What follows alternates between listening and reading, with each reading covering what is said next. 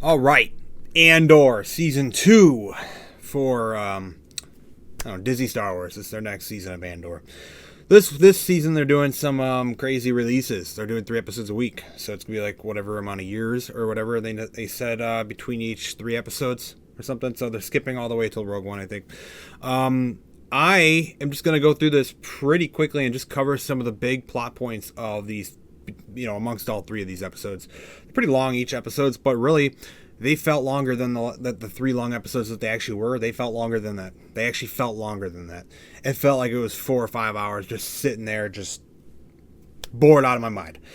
So Andor season 2 opens up with a pretty cool scene. It's got Andor trying to escape from an Imperial TIE facility or something. I don't know if he's infiltrating and trying to get some information or whatnot, whatever. He flies out, he gets out of there in a TIE fighter, and it's a cool little action scene. I actually liked it. That was about the most exciting moment of the 3 episodes in general. That's it. It gets boring as hell after that. And I know that there's a lot of people who think this is peak Star Wars, guys. This is amazing. This is the greatest Star Wars we've ever gotten in our lives.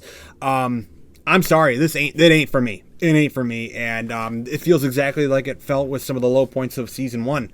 It is a boring mess. It really is. It's just I can't sit through this thing. I'm never going to watch these episodes again. I couldn't make it through season 1. I was rewatching it, trying to get through that so I can understand what's going on here in season 2. Perhaps that's going to hinder my enjoyment, any type of enjoyment I can get from season 2, because I didn't even finish season 1 again. I don't remember everything that really happened, and I honestly do not wish to know. I don't care. So one of the first major plot lines is Andor, after he escapes from that facility, gets stuck on a planet. I think it was Yavin. He actually ends up on the planet, kind of, that final shot when he actually gets out of there. But when he's on there, he's supposed to meet up with like a group of rebels or something. It seems that way, and he gets caught in the big feud between these 2 rebel groups, and they're just trying to kill each other. Right, so he gets there, they start bickering at each other, and they think he's an Imperial, and they don't know what to do with him and stuff, and then they end up killing each other. A few of them die, and they spend the whole time shooting at each other the whole episode, and then Cassian escapes and gets away. So absolutely nothing happened there. We wasted a whole episode of Cassian doing nothing in his own show. That's titled. That's the big main thing, by the way, of Andor so far, at least in the season 2 here, is he is not the main character of his show at all. It's probably like Mon Mothma or something, which is also a terrible, awful storyline. Mon Mothma is probably like the top character shown throughout this show, because Andor is like the literal minor side character for his show right now. It's crazy. So he just sits captured as, a prisoner for these 2 rebel groups, bickering at each other for the whole episode, and then he gets away, and we don't see him again.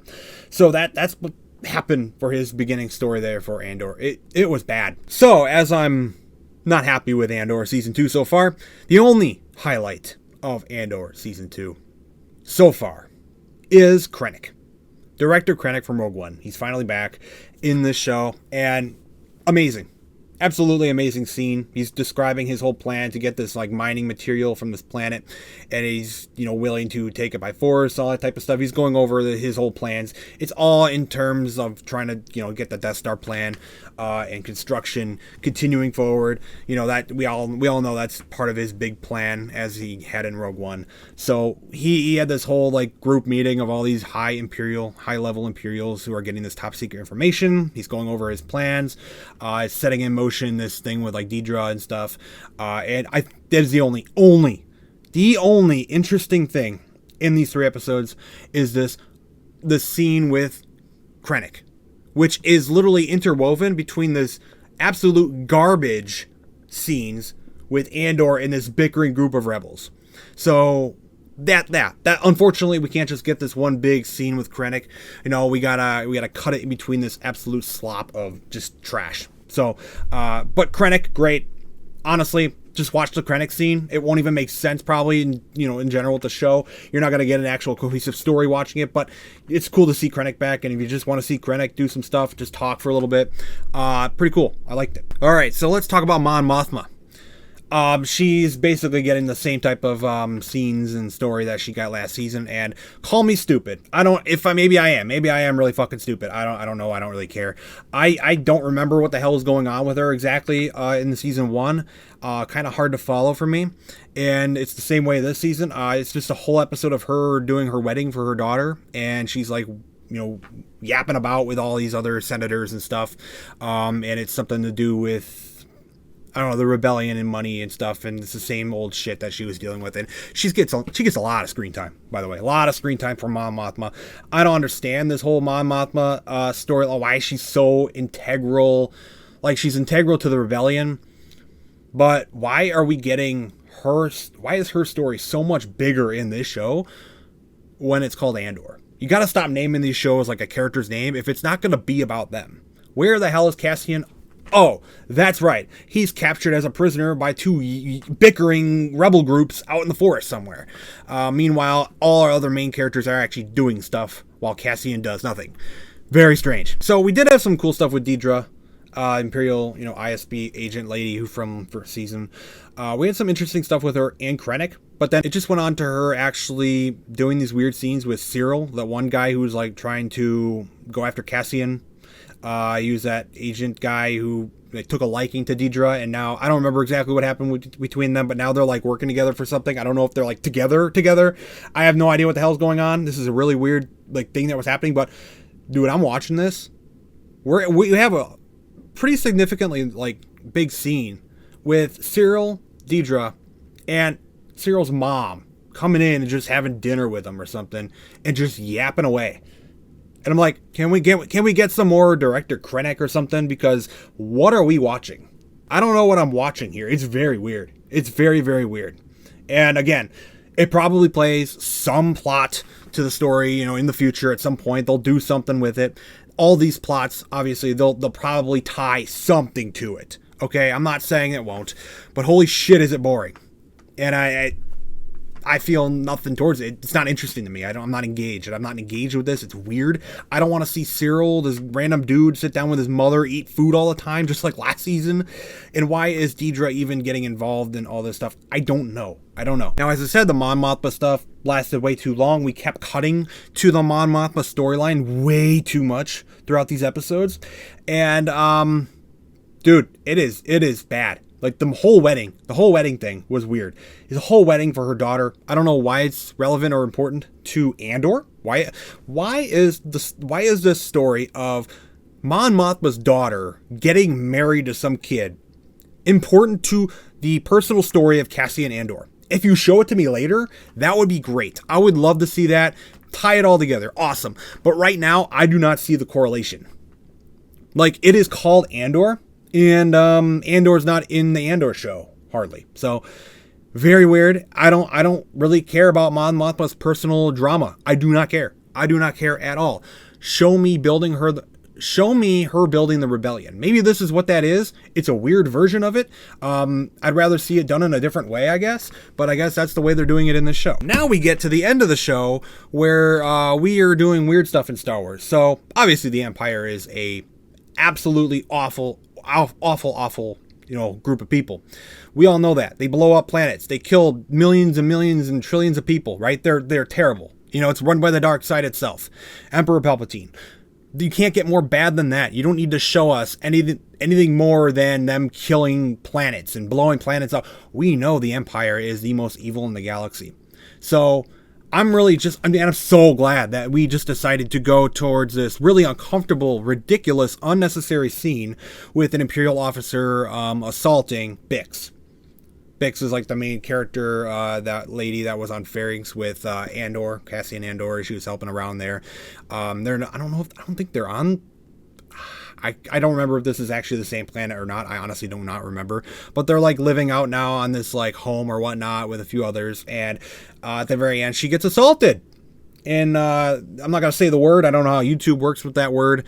But she gets assaulted by this man, this Imperial officer man. She ends up killing him, of course. But they even say the word. She even says the word to another officer as he gets killed and stumbles out of the house. But it feels weird.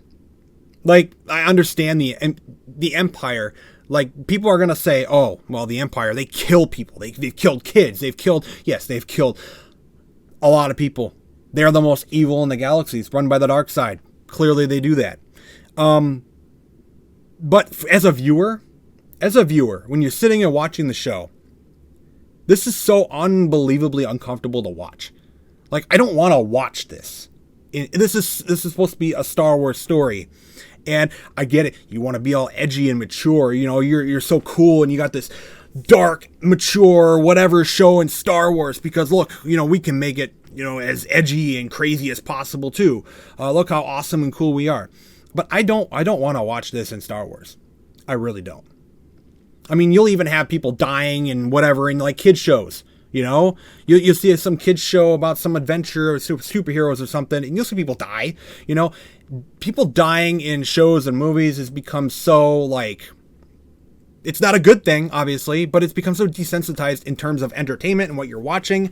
And it's like, okay, it is what it is. Like, we kind of expect this, though. I don't want to sit and watch this. This is not stuff I want to see in Star Wars. I'm sorry. This is how I feel about it. People are going to be like, oh shit, well, it's a mature Star Wars show. Obviously it's going to happen in the galaxy. Yeah, I'm sure it does happen in the galaxy. If you think of the galaxy and you think, okay, well, yeah, it probably does happen in places, but we don't need to see it. I don't want to see it. It's just an unnecessarily uncomfortable place scene that, you know, you could have come in there just trying to like shoot up the place, steal stuff, or, you know, capture her, and she just kills him anyways in the same manner, but they decided to do that. It was weird. So they did that with Bix. And then Cassian comes in, saves the day, one of their, you know, mates dies, and they fly off in the TIE Fighter. And that's it. I don't know what their plan is for this show. Maybe it's going to lead straight up to Rogue One, where we kick off to Rogue One. You know, that's a big possibility. I will never watch this show again once it's done. I'll sit through it. I'll see what they do. But I will never sit and watch this show again. Rogue One, I could probably sit and watch again. It's probably their best movie they've done. But unless they ruin it somehow. But this, like, dude, I'd rather just sit and watch some Skeleton Crew again. I didn't review it, which I should have, because I actually kind of enjoyed Skeleton Crew. I did. I actually enjoyed Skeleton Crew. It was simple fun.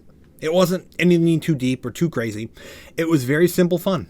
I really liked Skeleton Crew. It's definitely not going to get a second season because it didn't get any good ratings, or what I believe at least. I don't think we'll get a second season to that. I wish we would, because actually it was pretty fun. You know, this is not fun. Where's the fun here in this show? There's no fun here. This isn't like fun to watch. This is Star Wars. We're supposed to have a fun, crazy, cool, good versus bad adventure. And instead, we're just getting a dark, dreary, blah, blah, blah, blah, blah, whatever. I'm not here to watch like some like next level, mature, deep drama here. I'm here to watch Star Wars. And I'm not getting Star Wars here. We're just getting the deep drama. If you like that stuff, you know, maybe it is really good for you. I'm not saying it's done bad. I'm not saying it's written bad even. It just doesn't fit. It doesn't fit for me. It really doesn't. And maybe it will start to fit a little more once we get closer to the Krennic, Death Star stuff. I don't know. But, yikes.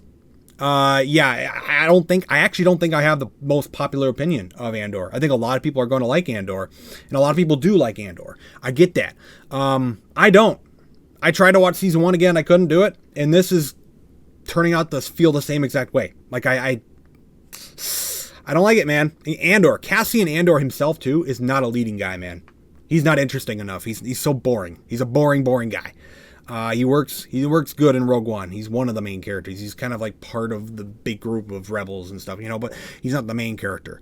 Him as the main character does not work, especially when they don't even give him screen time. It don't work. It does not work. So that is Andor, Season 2, Episode 1, 2, 3, my quick main plot rundown. That's my thoughts. That's my review. And we'll see what happens in, I guess, the next chunk of 3 episodes. And hopefully it gets some Star Wars feeling to it, because they're lacking that. And, yeah, I don't like it. Do not like it.